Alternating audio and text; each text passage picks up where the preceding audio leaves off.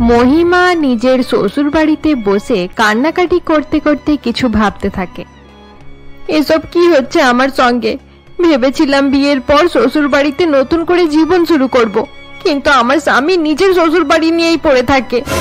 এতদিন পর্যন্ত আমি জানতাম স্বামীরা বউয়ের গোলাম হয়, কিন্তু আমার স্বামী নিজের শ্বশুর বাড়ির চাকর হয়ে গেছে। মহিমার মায়ের বাড়িতে তার মা আরতি দেবী বাজার থেকে বাড়ি ফেরে এবং বাড়ি ফেরার সঙ্গে সঙ্গে রবি তার হাত থেকে বাজারের ব্যাগগুলো নিয়ে বাড়ির ভেতরে রেখে দেয়। রবিকে এভাবে বাড়ির সমস্ত কাজ করতে দেখে এক প্রতিবেশী মহিলা আরতি দেবীকে বলে, আরতি, তুই বাড়িতে চাকর রেখেছিস? এটা জানতাম না তো। আরে না না, সে আমার চাকর নয়, সে তো আমার বড় মেয়ে মহিমার স্বামী। তাহলে সে বাড়িতে এত কাজ করছে কেন? রবি অনেক ভালো ছেলে, সে প্রত্যেক দিন আমাদের বাড়িতে আসে আর বাড়ির সব রকমের কাজ করে দেওয়ার পর চলে যায়। এসব তুই কি বলছিস? জামাই এরকম হয়? এটা তো কোনোদিনও দেখিনি। আমারও একটা জামাই আছে, সে বাড়িতে এলেই তার জন্য নানা রকমের খাবার বানাতে হয়। কোনো কিছু কম হয়ে গেলে রাগে মুখ ফুলিয়ে বসে থাকে। আমার জামাই সেরকম নয়, সে খুব ভালো ছেলে, আমার অনেক খেয়াল রাখে। আরতি বসে বসে কথা বলতে থাকে। অপরদিকে মহিমা তার স্বামীর এরকম ব্যবহারে প্রচন্ড রেগে যায়। তোমার যদি এভাবে চাকরের মতো কাজ করতে ইচ্ছে করে তাহলে এখানে একা আসতে পারো না? পরের বার থেকে আমাকে নিজের সঙ্গে নিয়ে আসবে না, বলে দিচ্ছি কিন্তু। চলে এবার বাড়ি যাই। না, এখন যাব না, দুপুরের পর শাশুড়ি মাকে গহনার দোকানে নিয়ে যেতে হবে। সেটা নিয়ে তুমি এত চিন্তা করছো কেন? মা যদি গহনার দোকানে যেতে চায় তাহলে রজতের সঙ্গে চলে যাবে। আরে না না, রজত নিয়ে যেতে পারবে না। তোমার কি মনে নেই, আজ রজত তার ডান্স প্র্যাকটিস করতে যাবে, শাশুড়ি মায়ের সঙ্গে আমাকেই যেতে হবে। রবি যখন মহিমাকে এসব কথা বলছিল এমন সময় তার শাশুড়ি আরতি সেখানে চলে আসে। আরে শাশুড়ি মা, আপনি এখানে? কিছু বলার ছিল? আমি অনেক পুণ্য করেছিলাম যে তোমার মতো একটা জামাই পেয়েছি। তুমি কত ভালোভাবে আমাদের সকলের খেয়াল রাখো। আরে মা, আপনাকে এভাবে বলতে হবে না। আমি কোনোদিন নিজের শ্বশুর বাড়িকে পর মনে করি না, এটাও আমার নিজের বাড়ি। তোমার এই স্বভাবটা আমার একদম পছন্দ হয় না রবি। তুমি যদি এটাকে নিজের শ্বশুর বাড়ি মনে করতে তাহলেই বেশি ভালো হতো। তুমি সব সময় এখানে পড়ে থাকো, এটা আমার একদম ভালো লাগে না। রবি মহিমার কথায় কোনো উত্তর দেয় না এবং তার শাশুড়ির সঙ্গে সেখান থেকে চলে যায়। এরপর মহিমা যখন বসেছিল এমন সময় তার ছোট বোন শিল্পা তার কাছে আসে। আরে দিদি, জিজু সব সময় এখানে পড়ে থাকে কেন? সে নিজের বাড়িতে থাকতে পারে না? জিজু সব সময় মায়ের পেছন পেছন ঘুরে বেড়াতে থাকে। মাও তাকে বাড়ির কাজ করানোর সঙ্গে সঙ্গে আমার পেছনেও লাগিয়ে দেয়। যেখানে যেতে চাই মা জিজুকে সঙ্গে পাঠিয়ে দেয়। তার জন্য আমি নিজের বয়ফ্রেন্ড চন্দনের সঙ্গে দেখাও করতে পারছি না। আচ্ছা, তাহলে তোর আসল সমস্যা হলো বয়ফ্রেন্ডের সঙ্গে দেখা করা। দিদি, তুমি কিছু একটা করো না, আমি তোমার স্বামীর থেকে বিরক্ত হয়ে গেছি। আরে শিল্পা, আমিও তার থেকে বিরক্ত হয়ে গেছি। আমার স্বামী আমার খেয়াল না রেখে তার শাশুড়ির খেয়াল রাখায় ব্যস্ত হয়ে থাকে। আচ্ছা দিদি, আমার কাছে একটা ভালো আইডিয়া আছে। জিজুকে কয়েকটা মুভি দেখাও যেখানে স্বামীরা তার বউয়ের চাকর হয়ে থাকে। হয়তো সেগুলো দেখার পর জিজু তোমার খেয়াল রাখতে শুরু করে দেবে। আরে শিল্পা, তুই এখানে দাঁড়িয়ে দাঁড়িয়ে তোর দিদির সঙ্গে গল্প করছিস? তোর জিজু গাড়ি নিয়ে অপেক্ষা করছে, যা বাইরে যা, সে তোকে পৌঁছে দিয়ে আসবে। মায়ের মুখে এই কথা শুনে শিল্পা এবং মহিমা বাড়ির বাইরে চলে আসে। দিদি, মনে হচ্ছে আজ দিনটা অনেক খারাপ যাবে। আজ চন্দনের সঙ্গে কফি খেতে যাওয়ার প্ল্যান করেছিলাম, কিন্তু মা জিজুকে আমার সঙ্গে পাঠিয়ে দিচ্ছে। আচ্ছা, 1 মিনিট দাঁড়া, আমি মায়ের সাথে একটু কথা বলে আসি। মহিমা এই বলে তার মায়ের সঙ্গে কথা বলার জন্য বাড়ির ভেতরে যায়। মা, এসব তুমি কি করছো? আমি আবার কি করলাম? আচ্ছা মা, আমাদের রজত যদি বিয়ের পর তোমার খেয়াল না রেখে তার শ্বশুর বাড়ির লোকেদের বেশি বেশি খেয়াল রাখে তাহলে তোমার কেমন লাগবে? রজত যদি এরকম করে তাহলে আমি তার হাত পা ভেঙে বাড়িতে বসিয়ে দেব। বাবা মায়ের খেয়াল না রেখে শ্বশুর শাশুড়ির খেয়াল রাখবে, এটা কোনোদিনও সম্ভব হবে না। তাহলে তুমি নিজের জামাইকে দিয়ে এত কাজ করাতে থাকো কেন? তুমি কি এটা বুঝতে পারো না যে তার আসল বাড়ি এটা নয়? তুমি তাকে জামাই হিসেবেই থাকতে দাও। তুই চুপ কর মহিমা, আমার সামনে বেশি বড় বড় কথা বলতে হবে না। আমি তোর মা, তাই তুই নিজেকে আমার মা মনে করিস না। এবার বুঝতে পারলাম মা তাহলে ইচ্ছে করেই রবিকে বাড়ির চাকর বানিয়ে রেখেছে। এবার মায়ের শাশুড়ি প্রেম বন্ধ করানোর জন্য আমাকেই কিছু একটা করতে হবে। মহিমা দাঁড়িয়ে দাঁড়িয়ে এসব কথা ভাবতে থাকে। অপরদিকে রবি যখন শিল্পাকে নিয়ে গাড়ি চালিয়ে যাচ্ছিল এমন সময় তার জামার দিকে তাকিয়ে গাড়ি থামিয়ে দেয়। শিল্পা, আমি এতক্ষণ পর্যন্ত লক্ষ্য করিনি তুমি এত ছোট জামা পরেছো কেন? কোনো ভালো বাড়ির মেয়ের এরকম জামা কাপড় পরা ঠিক নয়। আসলে আজ একটা পার্টিতে যাব, তাই বড় জামাটা খুলে ফেললাম। তাছাড়া জিজু তো বন্ধুর মতো হয়, যার সঙ্গে সব কথা শেয়ার করা যায়। তুমি প্লিজ এই ছোট জামার ব্যাপারে মাকে কিছু বলবে না। না না, আমি শাশুড়ি মাকে মিথ্যে কথা বলতে পারবো না। তাছাড়া এসব ছোট জামা পরলে মানুষ খারাপ চোখে তাকায়। আরে জিজু, যে দেখার বড় জামাতেও দেখবে। না না, আমি তোমার কোনো কথা শুনবো না। এখনই বড় জামাটা পরে নাও, না হলে আমি গাড়ি ঘুরিয়ে নেব। রবির কথায় শিল্পা প্রচন্ড রেগে যায় এবং আবার বড় জামা পরে নেয়। এবার দেখে মনে হচ্ছে যে কোনো ভালো ঘরের মেয়ে। বলো, তোমাকে কোথায় ছাড়তে হবে? আমি আর কোথাও যাব না, তুমি আমার মুড খারাপ করে দিয়েছো। চলো বাড়ি ফিরে যাই, তোমার জন্য আমার পার্টিতে যাওয়া হলো না। সত্যি জিজু, তুমি অনেক খারাপ। শিল্পার কথায় রবি কিছু উত্তর দেয় না এবং তাকে নিয়ে বাড়ি ফিরে আসে। শিল্পা কান্নাকাটি করতে করতে বাড়ির ভেতরে আসায় তার মা এবং দিদি অবাক হয়ে যায়। আরে কি হয়েছে শিল্পা, তুই এভাবে কান্নাকাটি করছিস কেন? আরে হ্যাঁ, কি এমন হয়েছে যার জন্য তোকে চোখের জল ফেলতে হচ্ছে? তোমার জামাইয়ের জন্য আমার এই অবস্থা। আরে মা, জিজু সব সময় আমাদের বাড়িতে কেন পড়ে থাকে? তুমিও সব সময় তাকেই ডাকতে থাকো। আমার তো মাঝে মাঝে মনে হয় যে সে এই বাড়ির চাকর। শিল্পার কথায় আরতি প্রচন্ড রেগে যায় এবং তার কাছে গিয়ে তাকে জোরে একটি থাপ্পড় মেরে দেয়। আরতি এভাবে থাপ্পড় মারায় শিল্পা অনেক কষ্ট পায় এবং কান্নাকাটি করতে করতে নিজের রুমের ভেতরে চলে যায়। জামাই বাবাজি, শিল্পার কথায় তুমি কিছু মনে করবে না। তার মাথা খারাপ, তাই উল্টোপাল্টা কথা বলছিল। আমার কপাল অনেক ভালো যে তোমার মতো এত ভালো জামাই পেয়েছি। তোমাকে আমি নিজের ছেলের মতোই মনে করি। আমার ছেলে আমাদের বাড়ির কয়েকটা কাজ করে দিলে এতে খারাপ লাগার কি আছে? আমি ঠিক বলছি তো রবি? আরে হ্যাঁ শাশুড়ি মা, আপনি একদম ঠিক বলেছেন। আচ্ছা ঠিক আছে মহিমা, চলো এবার আমরা বাড়ি ফিরে যাই।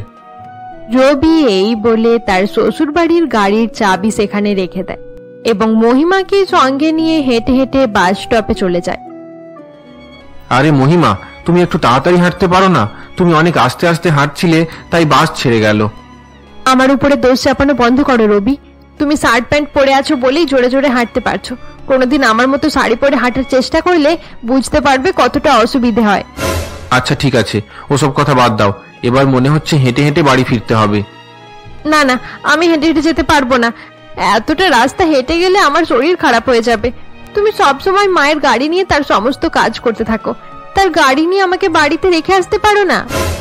না না, আমি যদি শাশুড়ি মায়ের গাড়ি নিজের জন্য ব্যবহার করি তাহলে সে মনে করবে আমি লোভের কারণে তার সাহায্য করছি। আমি এরকমটা চাই না। আমি মন থেকে শাশুড়ি মায়ের সেবা করি, তাকে আমি নিজের মায়ের থেকেও বেশি মনে করি। রবির কথা শুনে মহিমা প্রচন্ড রেগে যায় এবং বাড়ির দিকে হাঁটতে শুরু করে। বেশ কিছু সময় পর্যন্ত হাঁটার পর তারা নিজের ছোট বাড়িতে পৌঁছায়। মহিমা বাড়ি ফেরার সঙ্গে সঙ্গে রান্নার কাজে ব্যস্ত হয়ে পড়ে। অপরদিকে রবি একটি বন্ধ দরজার দিকে তাকিয়ে কিছু ভাবতে থাকে। এরপর সেদিন রাতের বেলা রবি ঘুমানোর জন্য নিজের রুমে যাওয়ার সঙ্গে সঙ্গে অবাক হয়ে যায়। রবি সেখানে গিয়ে দেখে মহিমা ছোট জামা পরে তার জন্য অপেক্ষা করছে। সারপ্রাইজ! এই পোশাকে আমাকে কেমন লাগছে বলো? আরে আরে, এ তুমি কি রকম টাইপের পোশাক পরেছো? যাও যাও, এখনই এটা চেঞ্জ করে নাও। এই জামাতে কি এমন খারাপ আছে যে তুমি এটাতে আমাকে দেখতে চাইছো না? আমি শুধুমাত্র তোমাকে দেখানোর জন্যই তো এটা কিনেছি। কতদিন হয়ে গেল তুমি ভালো করে আমার দিকে তাকিয়ে দেখোনি। তাছাড়া আমাদের বিয়ের 2 বছর হয়ে গেছে, কিন্তু এখনো তুমি আমাকে টাচ পর্যন্ত করোনি। ছি ছি ছি, তুমি এরকম কথা বলছো কেন? আমি তোমার এসব কথা শুনতে চাই না। তুমি তাড়াতাড়ি নিজের জামাটা বদলে নাও। রবি এই বলে শুয়ে পড়ে। রবিকে এভাবে শুয়ে পড়তে দেখে মহিমা তার পাশে গিয়ে শুয়ে পড়ে। আরে ডার্লিং, তুমি আমাকে দেখতে চাইছো না কেন? আচ্ছা ঠিক আছে, আমাকে দেখতে হবে না, কিন্তু আমার সঙ্গে একটা সিনেমা তো দেখতে পারো। আচ্ছা ঠিক আছে, তাহলে সিনেমা চালিয়ে দাও, সেটাই দেখা যাক। রবির কথা শুনে মহিমা অনেক খুশি হয়ে যায় এবং একটি সিনেমা চালিয়ে দেয়। আরে বাহ, এটা তো জরুকা গুলাম সিনেমা। এই সিনেমাতে স্বামীটা সবসময় তার বউয়ের কথা মতো কাজ করে। আজ তাহলে এই সিনেমাটাই দেখা হোক। আরে না না, আমি এরকম বেকার সিনেমা দেখতে চাই না। এটা একটা ফালতু মুভি। কেন, এতে খারাপ কি আছে? তুমি কি চাও না যে তুমি সারা জীবন নিজের বউয়ের চাকর হয়ে থাকবে? একবার ভেবে দেখো, অনেক ভালো লাগবে। না না, আমার এরকম বেকার শখ নেই। সিনেমাটি রবির পছন্দ না হওয়ায় মহিমা অন্য একটি সিনেমা চালিয়ে দেয়। এই দেখো রবি, এটাও খুব ভালো সিনেমা। এর নাম মায়ের চাকর। এই সিনেমাতে ছেলে সব সময় নিজের মায়ের কথা মতো চলে। এটা অনেক ভালো সিনেমা, কি বলো? কি বললে? ভালো সিনেমা? এই সিনেমার কোনো মাথা মুন্ডু নেই। এরকম বেকার বেকার সিনেমা দেখার থাকলে আমি ঘুমিয়ে পড়ছি। এরকম চাকরওয়ালা সিনেমা দেখতে আমার ভালো লাগে না। অনেক বছর আগে ইংরেজরা আমাদের দেশ ছেড়ে চলে গেছে, তাই আর চাকর হয়ে কাজ নেই। রবির মুখে এরকম কথা শুনে মহিমা প্রচন্ড রেগে যায় এবং অন্য একটি সিনেমা লাগিয়ে দেয়। রবি সেই সিনেমার নাম দেখে অনেক খুশি হয়ে যায়। বাহ, এটাই তো আমি চাইছিলাম। এই দেখো মহিমা, এতক্ষণ পর একটা ভালো সিনেমা পেয়েছি, শ্বশুর বাড়ির চাকর। এরকম বাস্তব সিনেমা দেখতে খুব ভালো লাগে। এইমাত্র তুমি বলছিলে তোমার চাকরের সিনেমা দেখতে একদম ভালো লাগে না, তাহলে নিজের শ্বশুর বাড়ির চাকরওয়ালা সিনেমা দেখতে চাইছো কেন? আরে এটাকে চাকর বলে না, শ্বশুরবাড়ির সেবা করা বলে। শ্বশুরবাড়ির সেবা করাতে কোনো দোষ নেই। রবির কথা শুনে মহিমা প্রচন্ড রেগে যায় এবং কিছু ভাবতে শুরু করে দেয়। রবির মাথা খারাপ হয়ে গেছে। সে নিজের শ্বশুর বাড়ির চাকর হয়ে রয়ে গেছে। আমার মাও কম নয়। এরকম একটা বিনা পয়সার চাকর পেয়ে সেও অনেক খুশি আছে। সব সময় রবিকে দিয়ে নানা রকমের কাজ করাতে থাকে। কি হয়েছে মহিমা, তুমি বসে বসে কি ভাবছো? আরে না না, তেমন কিছু ভাবছি না। আমি ভাবছি এই সিনেমাতে খুব একটা ভালো সিন দেখাচ্ছে না। জামাই যদি নিজের শাশুড়ির সামনে হাত জোড় করে প্রণাম করে আর তার পায়ে পড়ে থাকে, তাহলেই বেশি ভালো লাগবে। আরে মহিমা, একটু পর সেটাই হবে। সেই কারণেই তো এই সিনেমাটা আমার এত পছন্দের। এখনই জামাই নিজের শাশুড়ির পায়ে ধরে বলবে, তোমার পায়ের তলায় আমার স্বর্গ, তুমি আমার রাজমাতা এবং আমি সারা জীবন তোমার কাটাপ্পা হয়ে থাকবো। কি বললে? এই সিনেমাতে এরকম ফালতু ফালতু ডায়লগ আছে? আরে ডার্লিং, তুমি ডায়লগগুলোকে ফালতু বলছো কেন? এগুলো অনেক ইমোশনাল ডায়লগ। আমি প্রথমবার যখন এই সিনেমাটা দেখেছিলাম, তখন এই সিন দেখে আমার চোখে জল চলে এসেছিল। রবির মুখে এসব কথা শুনে মহিমা অনেক চিন্তিত হয়ে পড়ে এবং সে ঘুমিয়ে পড়ে। অপরদিকে রবি বসে বসে সেই সিনেমাটি দেখতে থাকে। আমি সারা জীবন নিজের শাশুড়ির চাকর হয়ে থাকবো। আরে মহিমা, তুমি ঘুমিয়ে পড়লে? এরপর আরো ভালো ভালো সিন হবে। শেষ পর্যন্ত শাশুড়ি নিজের জামাইকে পাল্টে নিয়ে নিজের ছেলে বানিয়ে নেবে। রবি এসব কথা বলতে বলতে সিনেমা দেখতে থাকে। এরপর সিনেমা শেষ হলে রবি হলরুমে গিয়ে একটি ফোন কল করে। হ্যালো। আরে হ্যাঁ, আমারও অনেক মনে পড়েছে। আচ্ছা, সেই কাজটা হয়ে গেছে তো? ঠিক আছে, এখন আমি রাখছি। রবি ফোন রাখার সঙ্গে সঙ্গে অনুভব করে যেন দরজার আড়াল থেকে কেউ তার কথা শুনছে। কেউ কি তাহলে আমার কথা শোনার চেষ্টা করছে? আরে না না, এত রাতে কি আবার থাকবে? হয়তো আমার মনের ভুল। রবি এই বলে নিজের রুমে গিয়ে ঘুমিয়ে পড়ে। পরের দিন সকালে রবি আবার স্নান করে তৈরি হয়ে যায় এবং মহিমাকেও তৈরি করিয়ে নেয়। আজ আবার শুরু করে দিলে। তুমি যখন চাকরির কাজ করতে এতই পছন্দ করো, তাহলে একা একা চলে যাও না। আমাকে এত জোর করছো কেন? তুমি জানো আমি তোমাকে না নিয়ে যাব না, তাই শুধু শুধু কথা না বাড়িয়ে আমার সঙ্গে চলো। এরপর রবি আবার মহিমাকে সঙ্গে নিয়ে শ্বশুর বাড়িতে চলে যায়। মহিমা নিজের মায়ের বাড়িতে পৌঁছানোর সঙ্গে সঙ্গে শিল্পা তার কাছে আসে। আরে দিদি, কাল রাতে কোনো কাজ হলো? তোমাকে যেভাবে করতে বলেছিলাম সবকিছু করেছিলে তো? আরে হ্যাঁ, সবকিছুই করে দেখে নিলাম, কিন্তু কোনো লাভ হলো না। এসব তুমি কি বলছো দিদি? আচ্ছা দিদি, মা জিজুর উপরে কোনো রকমের কালা জাদু করে রাখেনি তো? আরে পাগল মেয়ে, এরকম উল্টোপাল্টা কথা বলছিস কেন? মা কালা জাদু করতে যাবে কেন? তাছাড়া যে মানুষটা সামান্য ম্যাজিক পর্যন্ত করতে পারে না, সে নাকি ব্ল্যাক ম্যাজিক করবে। তাহলে এবারে কি হবে দিদি? এটা কতদিন চলবে? এবার আমি ভেবে নিয়েছি শিল্পা, আমার কপাল আর কোনোদিনও ভালো হবে না। আমাকে সারা জীবন এভাবেই কাটাতে হবে। তুই বিয়ে করার সময় একটু ভালোভাবে লক্ষ্য রাখিস, তোর হাজবেন্ড যেন এরকম না হয়। আচ্ছা ঠিক আছে, তুমি বসে বসে এসব কথা চিন্তা করতে থাকো। আমি নিজের কলেজে যাই। তোমার বর হয়তো আমাকে কলেজে ছাড়তে যাওয়ার জন্য গাড়ি নিয়ে অপেক্ষা করছে। শিল্পা এই বলে সেখান থেকে চলে যায় এবং তাদের গাড়ির ভেতরে গিয়ে বসে পড়ে। রবি গাড়ি চালাতে যাচ্ছিল, এমন সময় তার কাশি শুরু হয়ে যায়। আরে জিজু, একটু জল খেয়ে নাও, না হলে কাশতে কাশতে নরকে পৌঁছে যাবে। মুখ সামলে কথা বলো শিল্পা, আমি মরলে নরকে যাব এটা বলছো কেন? তোমার জন্য আমার জীবন নরক হয়ে গেছে, তাহলে তুমি স্বর্গে যাবে কিভাবে? শিল্পার কথায় রবি কিছু বলে না এবং গাড়ি চালিয়ে তার কলেজের দিকে যেতে থাকে। বেশ কিছু দূর যাওয়ার পর শিল্পা হঠাৎ চেঁচিয়ে ওঠে, আরে জিজু, দাঁড়াও দাঁড়াও দাঁড়াও, এখানে গাড়ি থামাও। কেন, কি হয়েছে? হঠাৎ এভাবে চিৎকার করে উঠলে কেন?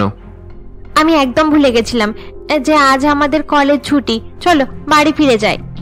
আরে শিল্পা, কলেজ ছুটির কথা মনে রাখতে পারো না? তোমার জন্য শাশুড়ি মায়ের অনেক পেট্রোল শেষ হয়ে গেল।